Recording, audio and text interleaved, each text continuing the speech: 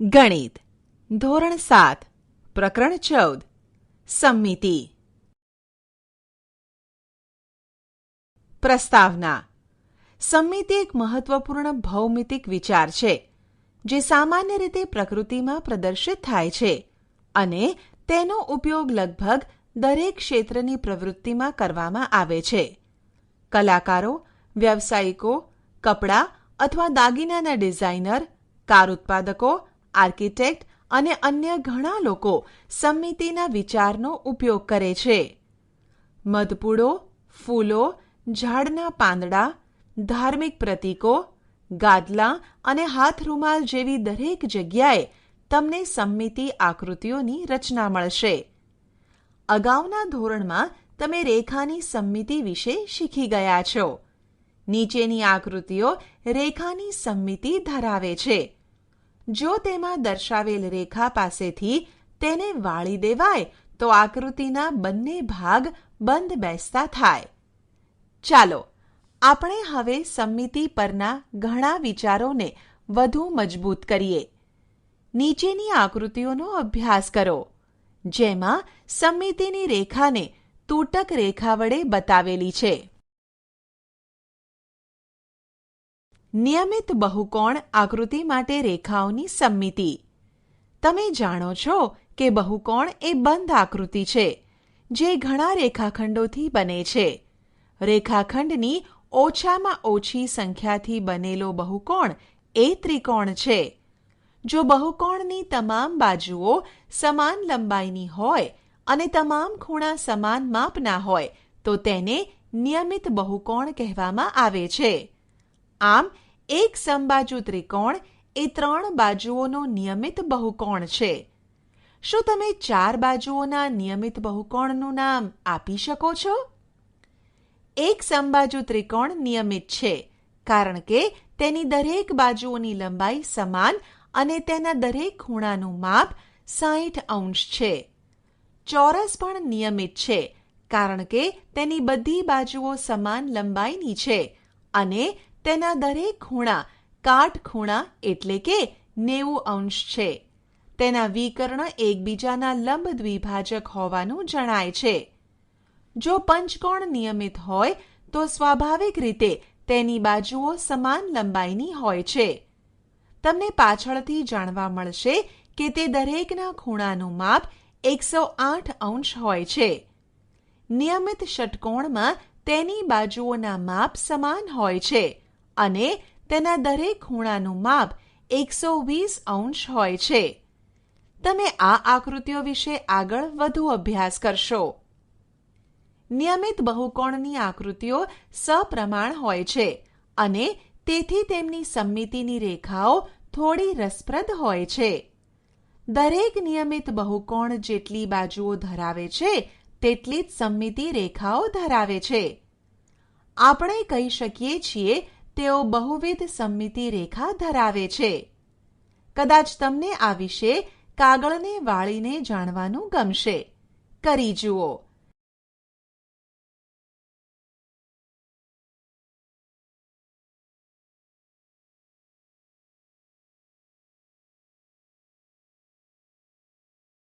રૈખિક સમમિતિનો ખ્યાલ અરીસાના પ્રતિબિંબ સાથે ગાઢ સંબંધ ધરાવે છે.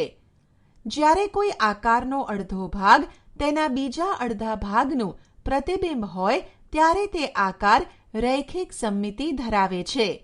આમ અરીસાની રેખા રૈખિક સમમિતિને જોવા માટે મદદરૂપ થાય છે.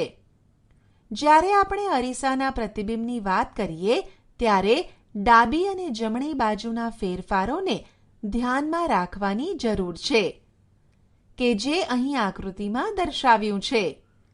આકાર સરખા છે પણ દિશા વિરુદ્ધ છે. આ પંચિંગ ગેમ રમો. વાળેલા ભાગની રેખા અથવા અક્ષ એ રૈખિક સમમિતિ છે. વાળેલા પૂંઠા પર પાડવામાં આવેલ છિદ્રોનો તેમના જુદા જુદા સ્થાનનો અને તેને અનુરૂપ રૈખિક સમમિતિઓનો અભ્યાસ કરો. ઉદાહરણ: કાણા પાડેલી આકૃતિઓની નકલ કરો અને સમમિતિનો અક્ષ શોધો. ઉકેલ: નીચે દરેક આકૃતિમાં કાણાનું ધ્યાન રાખતા ડોટેડ રેખા વડે સમમિતિની અક્ષ દર્શાવવામાં આવી છે. નીચે આપેલી આકૃતિઓ એક કરતાં વધારે સમમિતિની રેખા ધરાવે છે. આવી આકૃતિઓ ઘણી રેખિક સમમિતિ ધરાવે છે એવું કહેવાય. પરિભ્રમણીય સમમિતિ. જ્યારે ઘડિયાળના કાંટા એક વર્તુળ ફરે ત્યારે તમે શું કહી શકો? તમે કહી શકો કે તે પરિભ્રમણ કરે છે. ઘડિયાળના ચંદાના કેન્દ્રને નિશ્ચિત બિંદુ લઈ ઘડિયાળના કાંટા ફક્ત એક જ દિશામાં પરિભ્રમણ કરે છે. ઘડિયાળના કાંટાનું પરિભ્રમણ એ કાંટાની દિશાનું પરિભ્રમણ કહેવાય છે, જ્યારે તેની વિરુદ્ધ દિશાનું પરિભ્રમણ ઘડિયાળના કાંટાની વિરુદ્ધ દિશાનું પરિભ્રમણ છે. પંખાના પાંખિયાના પરિભ્રમણ વિશે તમે શું કહી શકો છો? શું તે ઘડિયાળના કાંટાની દિશામાં અથવા ઘડિયાળના કાંટાની વિરુદ્ધ દિશામાં પરિભ્રમણ કરે છે? અથવા તેઓ બંને દિશામાં પરિભ્રમણ કરે છે? જો તમે સાયકલના પૈડાને ફેરવો તો તે પરિભ્રમણ કરે છે. તે બંને દિશામાં, ઘડિયાળના કાંટાની દિશામાં અને ઘડિયાળના કાંટાની વિરુદ્ધ દિશામાં ફરી શકે છે. જ્યારે કોઈ વસ્તુ પરિભ્રમણ કરે છે ત્યારે તેનો આકાર અને કદ બદલાતા નથી. પરિભ્રમણમાં નિશ્ચિત બિંદુની આસપાસ વસ્તુ ફરે છે. આ નિશ્ચિત બિંદુ એ પરિભ્રમણ કેન્દ્ર છે. ઘડિયાળના કાંટાનું પરિભ્રમણ કેન્દ્ર કયું છે તેના વિશે વિચાર કરો. પરિભ્રમણ દરમિયાન બનતા ખૂણાને પરિભ્રમણ કોણ કહેવાય છે? એક સંપૂર્ણ પરિભ્રમણ 360 અંશનું હોય છે એ તમે જાણો છો. 1. અડધું પરિભ્રમણ. 2. ચોથા ભાગનું પરિભ્રમણ માટે પરિભ્રમણ કોણનું અંશ માપ કેટલું? અડધા પરિભ્રમણનો અર્થ છે કે 180 અંશ દ્વારા પરિભ્રમણ. ચોથા ભાગનું પરિભ્રમણ 90 અંશ દ્વારા થાય છે. જ્યારે 12 વાગે ત્યારે ઘડિયાળના કાંટા એક સાથે હોય છે. 3 વાગ્યા સુધીમાં મિનિટનો કાંટો 3 પૂર્ણ કાંટા ફરે, પરંતુ કલાકનો કાંટો માત્ર ચોથા ભાગનું પરિભ્રમણ જ કરે છે. તમે 6 વાગ્યાની તેમની સ્થિતિ વિશે શું કહી શકો છો? શું તમે ક્યારેય કાગળની ફરકડી બનાવી છે? આકૃતિમાં કાગળની ફરકડી સમમિતિ દેખાય છે, પરંતુ તમને સમમિતિની કોઈ પણ રેખા મળતી નથી. કોઈ પણ રીતે વાળવાથી તમને 2 સમાન અડધિયા મળતા નથી. તેમ છતાં જો તેને 90 અંશનું પરિભ્રમણ આપો તો ફરકડી સમાન જ દેખાશે. આપણે કહી શકીએ કે ફરકડીમાં પરિભ્રમણીય સમમિતિ છે. સંપૂર્ણ પરિભ્રમણમાં 4 સ્થાન ચોક્કસ હોય છે. પરિભ્રમણ કોણ 90 અંશ, 180 અંશ, 270 અંશ અને 360 અંશ. ત્યારે ફરકડી બરાબર એ જ દેખાય છે. આ કારણે આપણે કહી શકીએ કે ચોથી કક્ષાની પરિભ્રમણીય સમમિતિ છે. એક વધારે ઉદાહરણ પરિભ્રમણીય સમમિતિનું છે. આકૃતિમાં ચોરસનો એક ખૂણો P લો. ચાલો ચોરસના કેન્દ્ર આગળ દર્શાવેલી નિશાની સ્ટારની આસપાસ ચોથા ભાગનું પરિભ્રમણ કરાવીએ. આકૃતિ 1માં પ્રારંભિક સ્થિતિ છે. કેન્દ્ર આસપાસ 90 અંશનું પરિભ્રમણ કરાવતા આકૃતિ 2 મળે છે. અહીં Pનું સ્થાન જુઓ. ફરી 90 અંશનું પરિભ્રમણ કરાવતા આકૃતિ 3 મળે છે.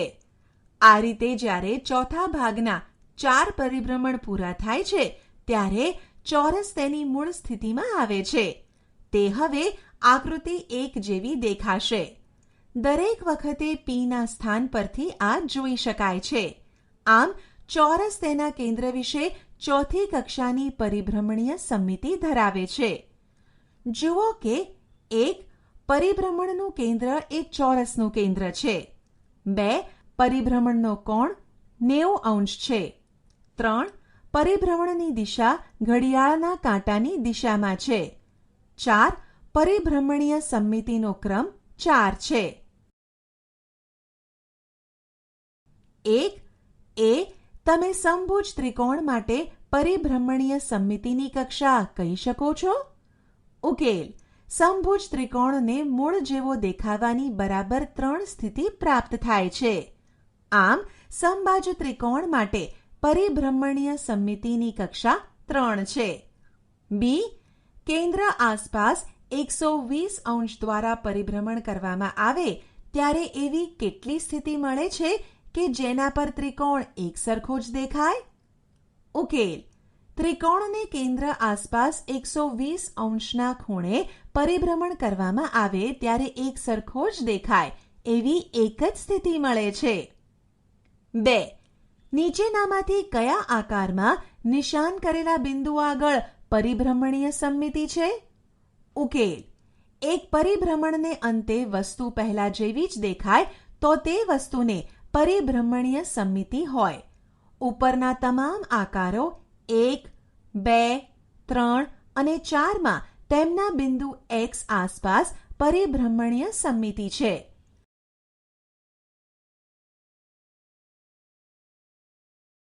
બે એક સરખા સમાંતર બાજુ ચતુષ્કોણ ABCD એક કાગળ પર અને A', B', C', D' બીજા એક પારદર્શક કાગળ પર દોરો.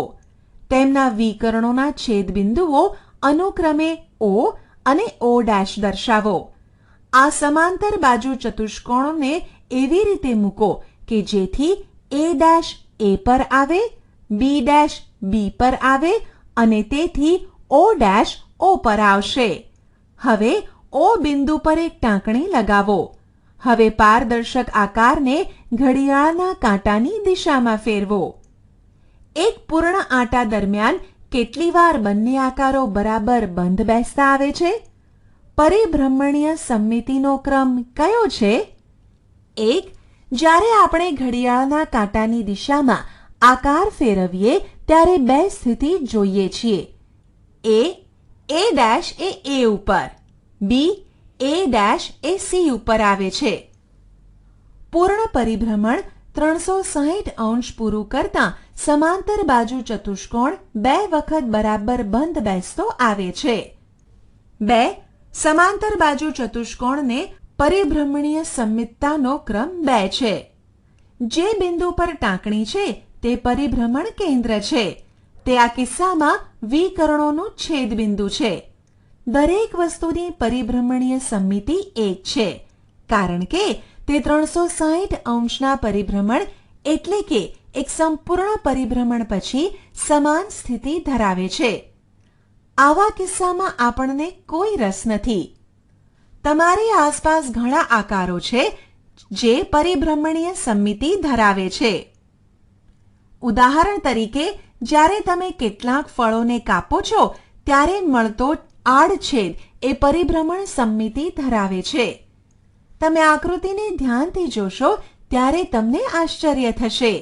એ ઉપરાંત રસ્તા પર દેખાતા ઘણા માર્ગ ચિહ્ન કે જે પરિભ્રમણીય સમમિતિ દર્શાવે છે.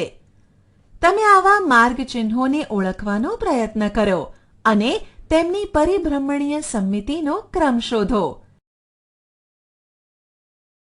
ચિહ્નથી દર્શાવેલ બિંદુ વિશે આપેલ આકૃતિની પરિભ્રમણીય સમમિતિનો ક્રમ જણાવો. 1. અહીં પરિભ્રમણીય સમમિતિનો ક્રમ 4 છે. 2. અહીં પરિભ્રમણીય સમમિતિનો ક્રમ 3 છે. 3. અહીં પરિભ્રમણીય સમમિતિનો ક્રમ 2 છે. ઉદાહરણ: નીચે આપેલી આકૃતિમાં પરિભ્રમણીય સમમિતિનો ક્રમ 1 કરતાં વધુ છે. ઉકેલ: A. આ ચિત્રને 90 અંશના ખૂણે 4 વખત ફેરવતા મૂળ સ્થિતિએ આવે માટે આ ચિત્રની પરિભ્રમણીય સમમિતિનો ક્રમ 4 છે. B. આ ચિત્રને 120 અંશના ખૂણે 3 વખત ફેરવતા મૂળ સ્થિતિએ આવે માટે આ ચિત્રની પરિભ્રમણીય સમમિતિનો ક્રમ 3 છે. D. આ ચિત્રને 180 અંશના ખૂણે 2 વખત ફેરવતા મૂળ સ્થિતિએ આવે માટે આ ચિત્રની પરિભ્રમણીય સમમિતિનો ક્રમ 2 છે. E. આ ચિત્રને 120 અંશના ખૂણે 3 વખત ફેરવતા મૂળ સ્થિતિએ આવે માટે આ ચિત્રની પરિભ્રમણીય સમમિતિનો ક્રમ 3 છે. F. આ ચિત્રને 90 અંશના ખૂણે 4 વખત ફેરવતા મૂળ સ્થિતિએ આવે, માટે આ ચિત્રની પરિભ્રમણીય સમમિતિનો ક્રમ 4 છે. આમ ઉપર આપેલી આકૃતિઓમાંથી આકૃતિ A, B, D અને F નો પરિભ્રમણીય સમમિતિનો ક્રમ 1 થી વધારે છે. રૈખિક સમમિતિ અને પરિભ્રમણીય સમમિતિ. તમે અત્યાર સુધી ઘણા આકારો અને તેમની સમમિતિ જોઈ. હવે તમે સમજી ગયા હશો કે કેટલાક આકારોમાં માત્ર રૈખિક સમમિતિ છે અને કેટલાકમાં પરિભ્રમણીય સમમિતિ, તો કેટલાકમાં બંને છે. ઉદાહરણ તરીકે વિચારો કે એક ચોરસ આકાર છે. તેમાં સમમિતિની કેટલી રેખાઓ છે? તેમાં પરિભ્રમણીય સમમિતિ છે? જો હા, તો પરિભ્રમણીય સમમિતિનો ક્રમ કયો છે? તેના માટે વિચારો. વર્તુળ એ સૌથી સંપૂર્ણ સમમિતિ ધરાવતી આકૃતિ છે, કારણ કે તેને કોઈ પણ ખૂણે તેના કેન્દ્રની ફરતે પરિભ્રમણ કરાવી શકાય છે અને સાથે સાથે તેમાં અમર્યાદિત સંખ્યામાં રૈખિક સમમિતિ છે. કોઈ પણ વર્તુળની ભાતનું અવલોકન કરો. કેન્દ્રમાંથી પસાર થતી દરેક રેખા અર્થાત દરેક વ્યાસ સમમિતિની રેખા છે. પ્રતિબિંબિત અને તે દરેક ખૂણા માટે કેન્દ્રની આસપાસ પરિભ્રમણીય સમમિતિ ધરાવે છે. કેટલાક અંગ્રેજી મૂળાક્ષરોની સમમિતિ અદ્ભુત છે. કયા મૂળાક્ષરોમાં એક જ રૈખિક સમમિતિ છે? ઉદાહરણ E. કયા મૂળાક્ષરોની પરિભ્રમણીય સમમિતિની સંખ્યા 2 છે? આવી રીતે વિચારવાનો પ્રયત્ન કરીને નીચેનું કોષ્ટક પૂર્ણ કરીએ. ઉકેલ. મૂળાક્ષર Z માં રૈખિક સમમિતિ નથી, તેથી તેની રૈખિક સમમિતિની સંખ્યા 0 છે, જ્યારે મૂળાક્ષર Z ની પરિભ્રમણ સમમિતિ છે અને તેની પરિભ્રમણ સમમિતિની કક્ષા 2 છે. મૂળાક્ષર S માં રૈખિક સમમિતિ નથી, તેથી તેની રૈખિક સમમિતિની સંખ્યા 0 છે, જ્યારે મૂળાક્ષર S ની પરિભ્રમણ સમમિતિ છે અને તેની પરિભ્રમણ સમમિતિની કક્ષા 2 છે.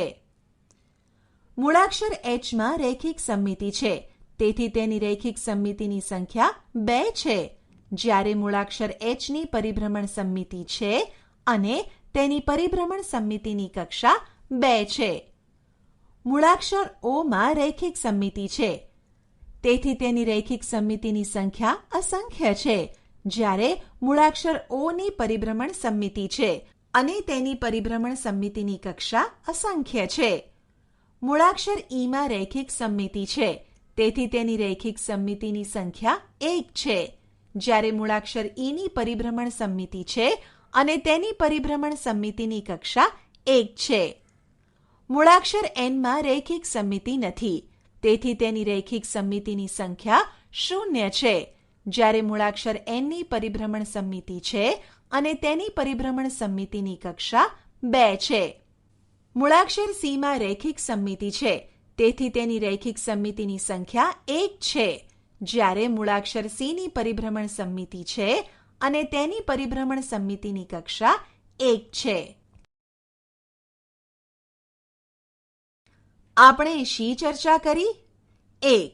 જો કોઈક રેખા દ્વારા આકૃતિ 2 ભાગમાં એવી રીતે વહેંચાતી હોય કે બંને બંધ બેસતા આવે, તો તે આકૃતિને રૈખિક સમમિતિ છે એમ કહેવાય. 2. નિયમિત બહુકોણ સમાન બાજુઓ અને સમાન ખૂણાઓ ધરાવે છે. તે ઘણી વધારે, એક કરતાં વધુ રૈખિક સમમિતિ ધરાવે છે. નિયમિત બહુકોણ, નિયમિત ષટકોણ, નિયમિત પંચકોણ, ચોરસ, સમબાજુ ત્રિકોણ. સમમિતિની રેખાની સંખ્યા 6, 5, 4, 3. દરેક નિયમિત બહુકોણ તેની જેટલી બાજુઓ હોય તેટલી રૈખિક સમમિતિઓ ધરાવે છે. 4. અરીસામાં મળતું પ્રતિબિંબ સમમિતિ ધરાવે છે, પરંતુ તેમાં ડાબી અને જમણી બાજુના ફેરફારોને ધ્યાનમાં લેવા જરૂરી છે. 5. પરિભ્રમણ કોઈ વસ્તુ અથવા આકારને એક નિશ્ચિત બિંદુ આસપાસ ફેરવે છે. નિશ્ચિત બિંદુને પરિભ્રમણનું કેન્દ્ર કહે છે. જે ખૂણે પરિભ્રમણ થાય તેને પરિભ્રમણ કોણ કહે છે. 180 અંશનું પરિભ્રમણ એ અર્ધ પરિભ્રમણ છે અને 90 અંશનું પરિભ્રમણ એ ચોથા ભાગનું પરિભ્રમણ છે. પરિભ્રમણ ઘડિયાળના કાંટાની દિશામાં અથવા તેની વિરુદ્ધ દિશામાં હોઈ શકે. 6. જો પરિભ્રમણ પછી પણ વસ્તુ બરાબર તેવી જ દેખાય તો આપણે કહી શકીએ છીએ કે તેની પરિભ્રમણીય સમમિતિ છે. 7. કોઈ પણ આકૃતિને 360 અંશ પરિભ્રમણ કરતાં પરિભ્રમણ દરમિયાન જેટલી વખત આકૃતિ મૂળ આકૃતિ જેવી દેખાય તેને પરિભ્રમણીય સમમિતિનો ક્રમ કહેવાય છે. ચોરસની પરિભ્રમણીય સમમિતિની કક્ષા 4 છે. સમબાજુ ત્રિકોણની સમમિતિની કક્ષા 3 છે. 8. અમુક આકારોની ફક્ત એક જ રૈખિક સમમિતિ હોય છે. ઉદાહરણ તરીકે ઈ. અમુક આકારોની ફક્ત પરિભ્રમણીય સમમિતિ હોય છે. ઉદાહરણ તરીકે એસ. અમુકની બંને સમમિતિ હોય છે. ઉદાહરણ એચ. સમમિતિનો અભ્યાસ જરૂરી છે કારણ કે તે રોજિંદા જીવનમાં વારંવાર ઉપયોગમાં આવે છે અને વધુ મહત્વની છે કારણ કે તે આપણને સુંદર ભાત પૂરી પાડે છે. આશા છે કે તમને આ ઈ લર્નિંગ મોડ્યુલમાં મજા આવી હશે. આભાર.